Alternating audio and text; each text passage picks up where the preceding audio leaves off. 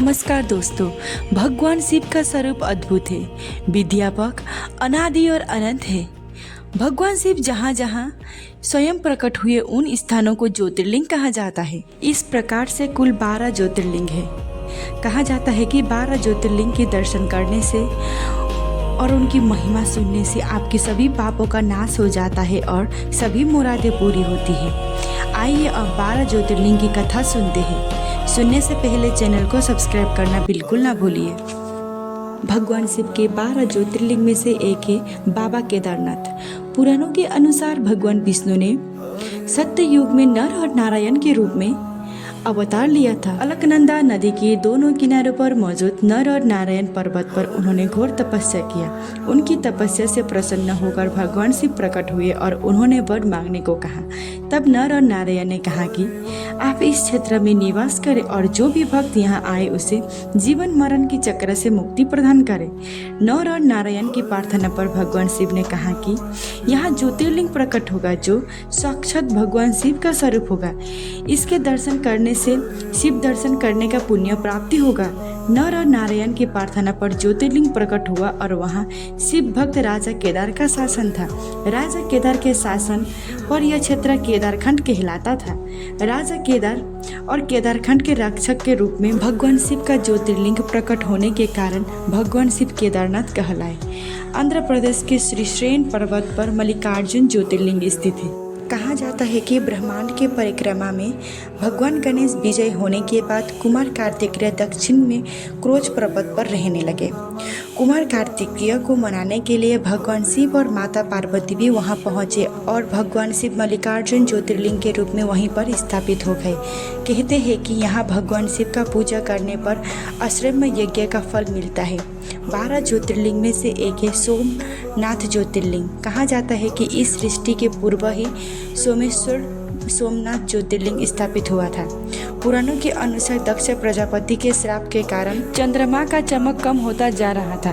तब चंद्रमा ने अपनी रक्षा के लिए भगवान शिव जी की पूजा की। इससे प्रसन्न होकर गुजरात के समुद्र तट पर भगवान शिव सोमनाथ ज्योतिर्लिंग के रूप में प्रकट हुए। महाराष्ट्र के पुणे में स्थित भीमाशंकर ज्योतिर्लिंग 12 ज्योतिर्लिंग में से एक है। इस ज्योतिर्लिंग की उत्पत्ति के बारे में कहा जाता है कि कुंभकर्ण की पत्नी कर्कटी की गर्भ से भीम नामक एक राक्षस का जन्म हुआ था। उसने तपस्या कर ब्रह्मा जी से युद्ध विजय होने का वर प्राप्त किया था। वरदान मिलते ही उसने देवताओं को और सताना शुरू किया। पीड़ित देवता भगवान शिव जी के चरण में गए। तब भगवान शिव जी ज्योतिर्लिंग के रूप में प्रकट हुए और भीम नामक राक्षस का वध किया। इसके बाद ज्योतिर्लिंग भीमाशंकर ज्योतिर्लिंग के रूप में प्रसिद्ध हुआ। कहा जाता है कि इस ज्योतिर्लिंग के दर्शन करने से स्वर्ग प्राप्ति होती है। मध्य प्रदेश के उज्जैन नगरी में कालों के काल महाकालेश्वर ज्योतिर्लिंग स्थित है। मान्यता है कि इसके दर्शन मात्र करने से सपनों में भी दिल नहीं सताता है। इसके प्रकट होने की कथा के अनुसार दूषण नामक एक असुर था। उसके अत्याचार से लोग परेशान हो रहे थे। उससे मुक्त पाने के लिए ब्राह्मणों ने भगवान शिव का आराधना किया। तब एक दिन दूषण ने ब्राह्मणों को मारने के लिए जैसे ही खटक उठाया तब महादेव प्रकट हो गए और दूषण को भस्म कर दिया। इसके बाद ब्राह्मणों ने भगवान शिव को वहीं पर रोकने को कहा। तब भगवान शिव महाकालेश्वर ज्योतिर्लिंग के रूप में वहीं पर विराजमान हो गए। झारखंड के देवगढ़ में स्थित बाबा बेलजीनाथ ज्योतिर्लिंग। इस ज्योतिर्लिंग की उत्पत्ति की कथा रावण से जुड़ा हुआ है। दुष्यंत रावण भगवान शिव को प्रसन्न करने के लिए हिमालय पर्वत पर तप कर रहा था। वह एक एक करके अपने सिर काटकर शिवलिंग पर चढ़ा रहा था। 9वां सिर चढ़ाने के बाद रावण 10वां सिर काटने वाला था। तब भोलेनाथ प्रसन्न होकर उसे दर्शन दिए और उससे वर मांगने को कहा।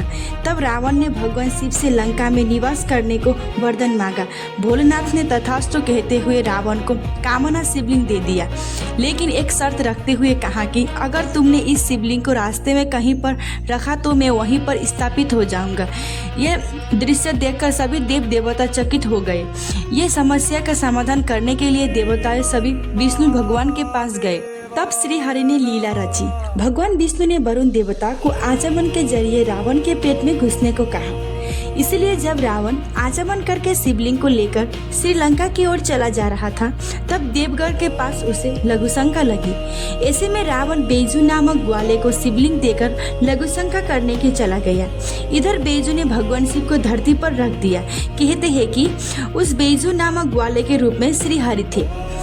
जब रावण लौट के आया, लाख कोशिश के बाद भी शिवलिंग को उठा नहीं पाया। अंत में क्रोधित होकर शिवलिंग को अपना अंगूठा गड़ाकर चला गया। उसके बाद ब्रह्मा विष्णु के साथ सभी देव देवताओं ने शिवलिंग की पूजा की और शिवलिंग को वहीं पर स्थापित कर दिए। तभी से महादेव बैजनाथ के रूप में वहीं पर विराजमान हो गए। भगवान शिव की नगरी है काशी। यहीं पर भगवान शिव विशेषकर ज्योतिर्लिंग के रूप में विराजमान है। कहते हैं कि एक बार पार्वती माता ने भगवान शिव से कहा कि वह कैलाश को छोड़कर कहीं और रहना चाहती है। तब माता पार्वती की इस इच्छा को जानकर भगवान शिव ने काशी में निवास करने की योजना बनाई और काशी में विश्वनाथ के रूप में प्रकट हुए और पर विराजमान हो गए। इस मंदिर का उल्लेख महाभारत और उपनिषदों में भी मिलता है। लंका पर चढ़ाई करने के लिए भगवान राम सागर पर राम सेतु निर्माण करवा रहे थे। उस कार्य में सफलता के लिए प्रभु श्री राम ने पार्थिव शिवलिंग का निर्माण किया और विधिवत उनकी पूजा की। प्रभु श्री राम द्वारा पूजित होने के कारण ये शिवलिंग रामेश्वरम ज्योतिर्लिंग कहलाया। यह मंदिर स्थित है तमिलनाडु के सागर तट पर। नर्मदा नदी के पावन तट पर विंध्य पर्वत ने भगवान शिव का पीठित शिवलिंग बनाकर वर्ष तक अटूट भक्ति के साथ तपस्या की। उनकी तपस्या से प्रसन्न होकर भगवान शिव प्रकट हुए। ठीक उसी समय देवताओं और ऋषिगण भी वहां पहुंच गए और भगवान शिव से अनुरोध किया यह ज्योतिर्लिंग 2 स्वरूप में बढ़ जाए। उनकी अनुरोध पर ज्योतिर्लिंग 2 स्वरूप में बढ़ गया, जिसमें से एक ओकारेश्वर और एक मंगलेश्वर ज्योतिर्लिंग को कहलाया। महाराष्ट्र के नासिक में गोदावरी नदी के उद्गम स्थल पर त्र्यंबकेश्वर ज्योतिर्लिंग स्थापित है। शिव पुराण के अनुसार गोदावरी नदी और गौतम ऋषि के प्रार्थना पर यहाँ भोलेनाथ ज्योतिर्लिंग के रूप में प्रकट हुए थे। यह एकमात्र ऐसा ज्योतिर्लिंग है जहाँ ब्रह्मा विष्णु महेश तीनों को एक साथ पूजा किया जाता है। गुजरात के द्वारकापुरी से करीब 25 किलोमीटर दूरी पर नागेश्वर ज्योतिर्लिंग स्थित है। शिव पुराण के अनुसार सुप्रिया नाम की एक शिव भक्त था, जिसे दारुका नामक एक राक्षस ने बंदी बना लिया था। बंदी गृह में भी उसके भगवान शिव की भक्ति नहीं छोड़ी। शिव की भक्ति को अपनी विरुद्ध षड्यंत्र समझकर दारुका ने सुप्रिया को मारना चाहा। उसी समय भगवान शिव ज्योतिर्लिंग के रूप में प्रकट हुए और अपने भक्तों को रक्षा की।